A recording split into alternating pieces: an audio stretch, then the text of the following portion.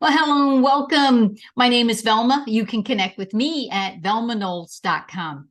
This is all about your leadership chat. What does that mean? You get to listen in on valuable insights from valuable leaders just like you. I want to encourage you to go ahead and subscribe so that you never miss another episode. And if this is of value to you, please share the nuggets that you're going to take away from all these great leaders. Please give a big welcome to my special guest and your valuable leader, Jason Killebrew. Jason, welcome to your leadership chat.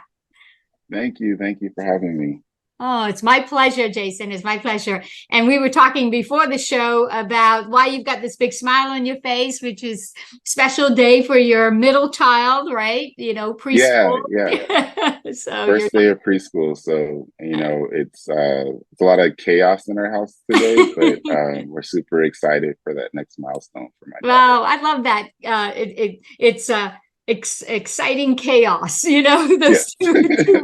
two words. That's beautiful. Okay, well, Jason, to kick things off, would you tell the listeners a little bit about who you are? Well, we know, you're a father, but tell us a little bit about who you are and what you do.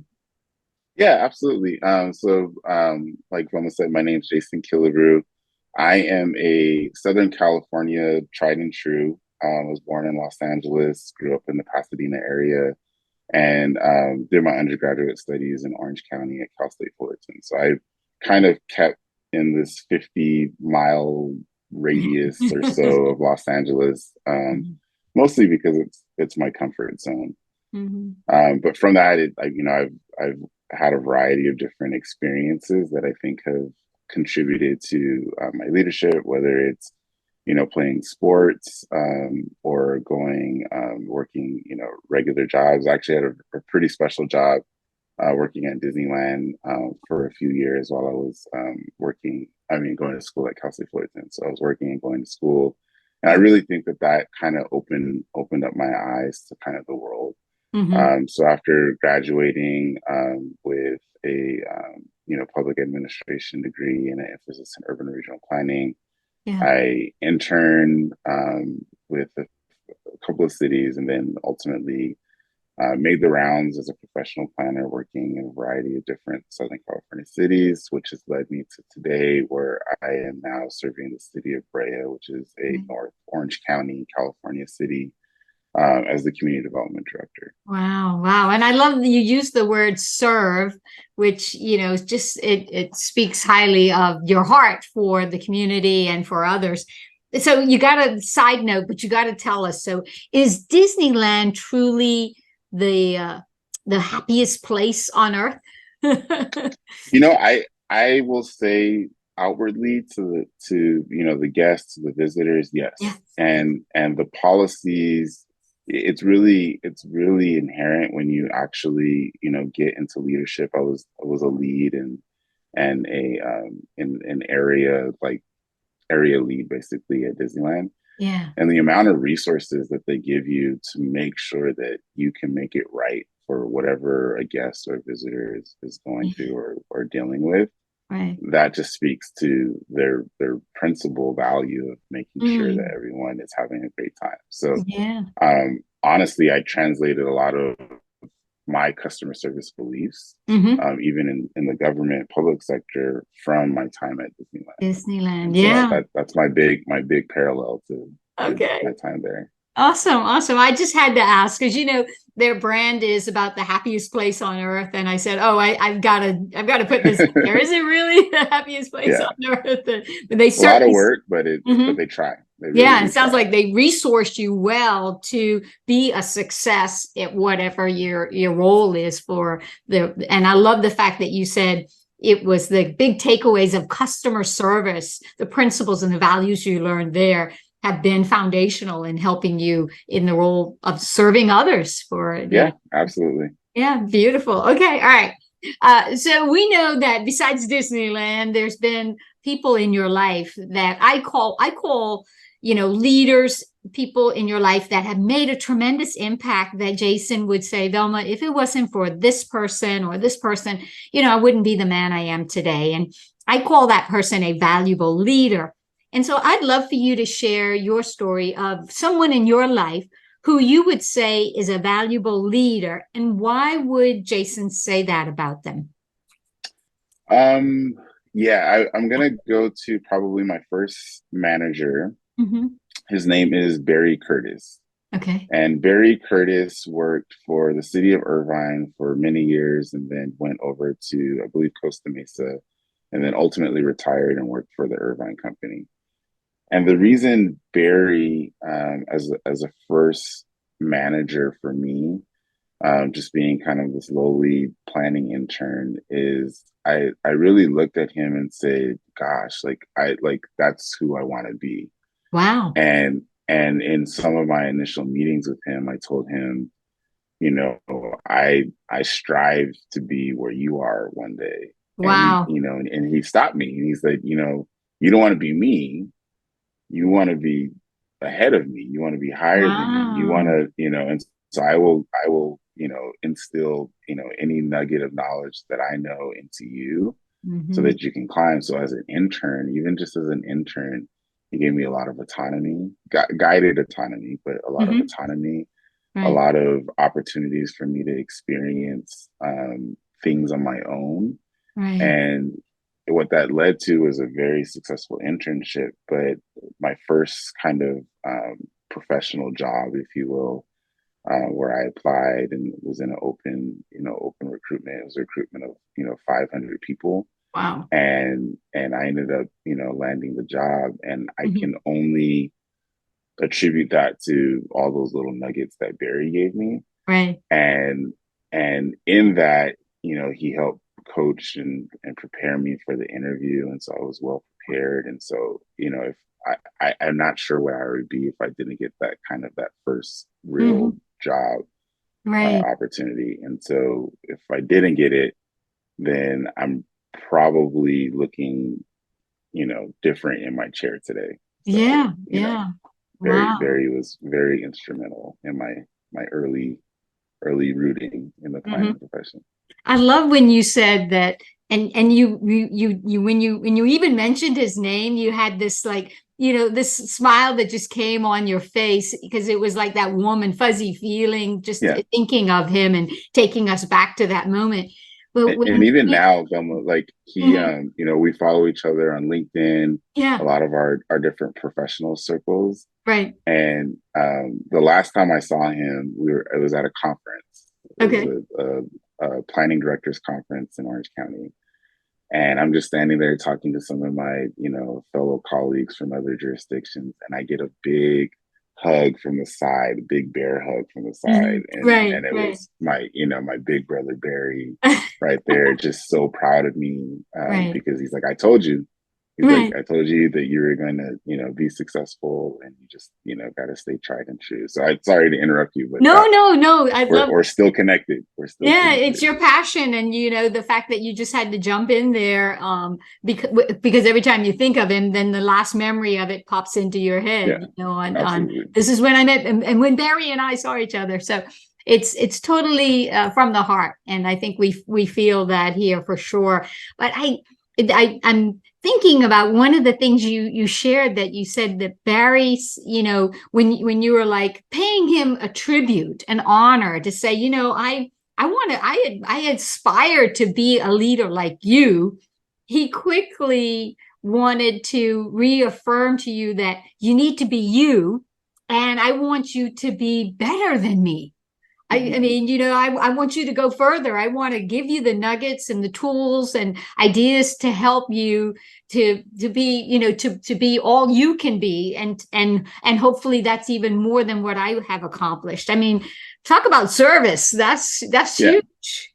That's sacrificial service, yeah. less of me and more of you.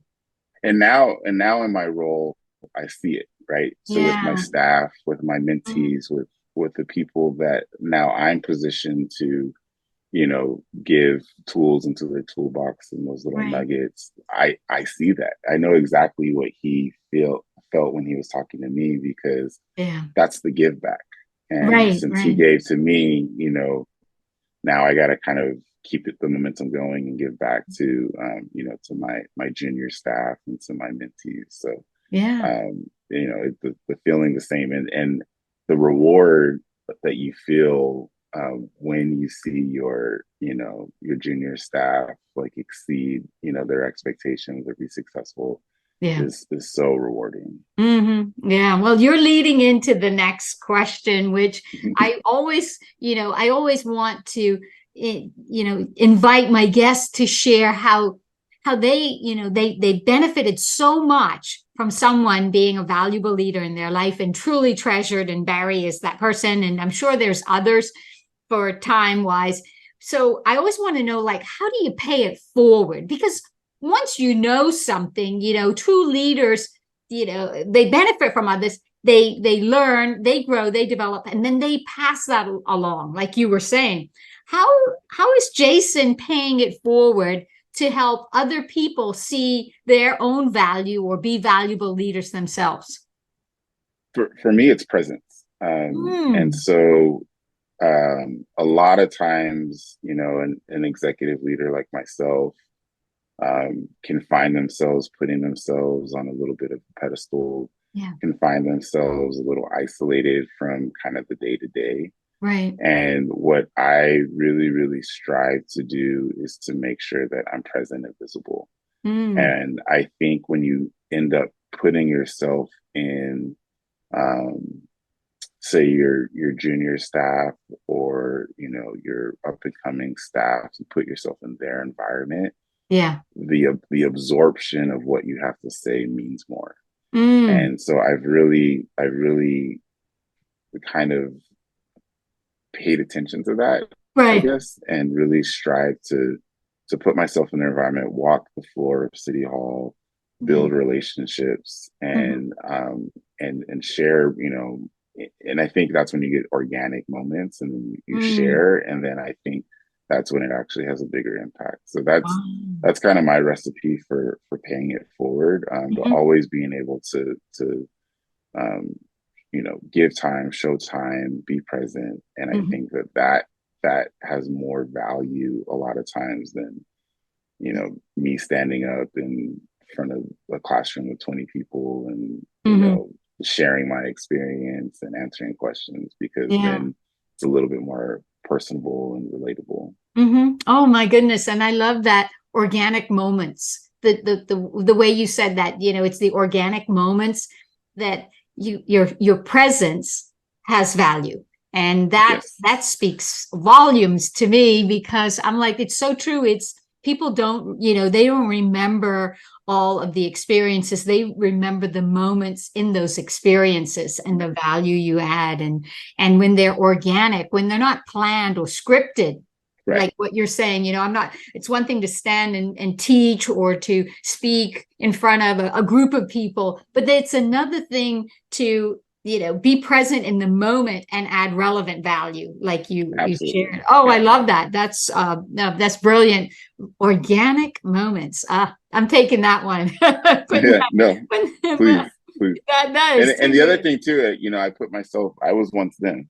Yes. And I didn't want to go to my boss's office and talk, even though my boss said, "Hey, I got an open door policy. Sure. Come in." Nobody wants to do No, that. right, right, right. True. It's better, and that's so true. You'll have bosses or managers, I would frame saying, hey, come to me if you need me, come on over. I've got Mhm. an open door policy. But it's a true leader that doesn't wait for someone to come to them. They go to where that person is and they meet them where Right, they are.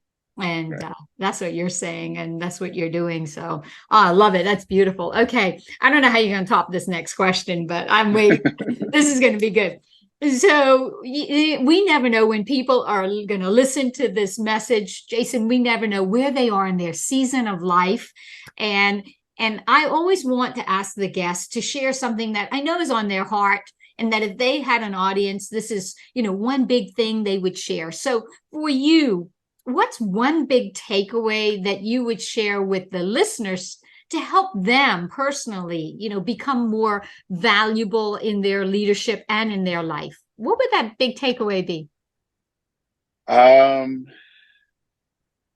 it's a big question. I think I would lead with um there is no blueprint, there is no formula, there is no map that is exactly the same. Yeah. And you cannot compare yourself to other people. And I know it's very, very easy with social media, with your friend circle, with your Hmm. family.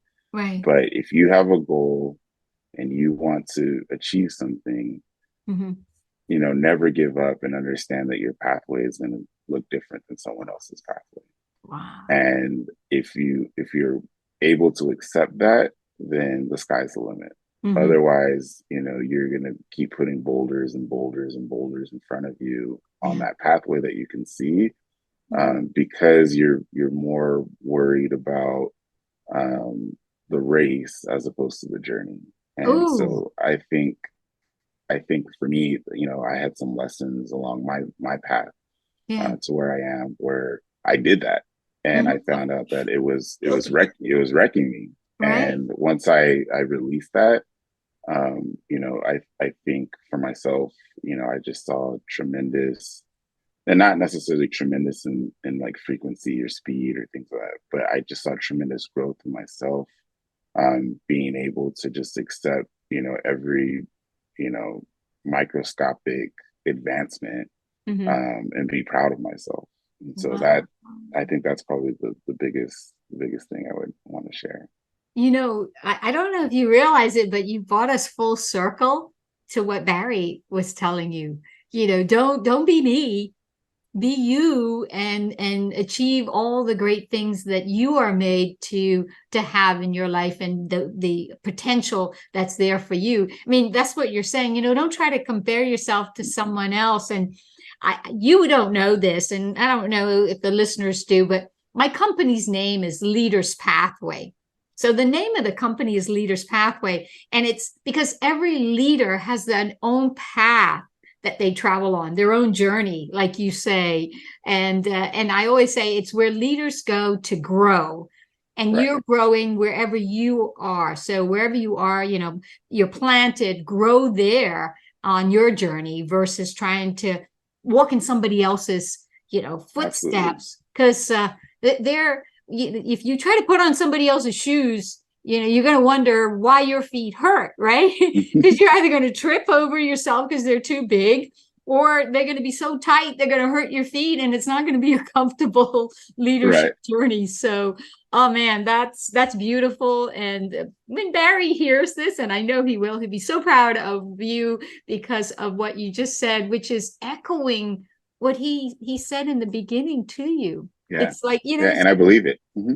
yeah, it's your words now because it's so adopted into your whole DNA of the way that you believe. It's your journey, and I love it. And I feel the pain because I've done those things as well. I think Yeah. anyone listening here, we're all guilty in some form or fashion because just of society. It tends to put that pressure on us. But you are giving us a drop the mic moment. Go on your journey and enjoy the journey that you're on versus trying to compete or be on someone else's journey. Yeah, Yeah. beautiful. Absolutely. All right. All right. Well, I can't, I always want to give my guests an opportunity to share how people can connect with them or learn more about them. And I do that because I never know who will need you. And we all have a voice for someone. And so I'd love to be able to give you an opportunity to say, if someone wanted to connect or learn more about Jason or what you're doing in the city, we're on two different ends of the United States. I'm in Florida, you're in California.